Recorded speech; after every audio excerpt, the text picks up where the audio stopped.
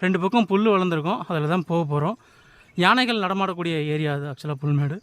காட்டெருமை இருக்கணுன்றாங்க. என்னடா ஐயப்பன் கோயிலுக்கு போகிறேன்னு சொல்லிட்டு இதெல்லாம் சொல்கிறே நீங்கள் நினச்சிக்காதீங்க. தெரிஞ்சுக்கோங்க இதில் என்னென்ன இருக்குது. ஏன் கேரளா அரசாங்கம் வந்து குறிப்பிட்ட டைம் மட்டும் அலோவ் பண்ணுறாங்க. நீங்கள் எவ்வளோ ஆபத்து நிறைந்த பகுதியில் ஈஸியாக ஐயப்பனை காண வாரீங்கன்றதுக்காக தான் நான் அதெல்லாம் சொல்கிறேன். ஏன்னா இவ்வளோ ஆபத்து நிறைந்த பகுதியில் அந்த பர்டிகுலர் டேஸில் மட்டும் ஓப்பன் பண்ணுறாங்க.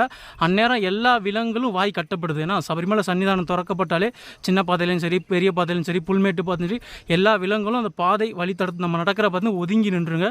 அப்படியே நமக்கு கண்ணில் தட்டுப்பட்டாலும் நமக்கு எதுவும் பண்ணாது. இது எல்லா ஐயப்ப பக்தர்களுக்கும் இது தெரியும். இருந்தாலும் ஏன் இந்த இடத்துல நான் எடுத்து கூறுறேன் அப்படின்னா, இதெல்லாம் இருக்குன்றத தெரிஞ்சுக்கோங்க.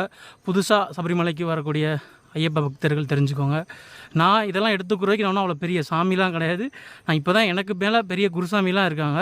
ஆனால் இந்த டிஜிட்டல் காலகட்டத்தில் இந்த ஒரு யூடியூப் மூலியமாக எடுத்து சொல்ல வேண்டிய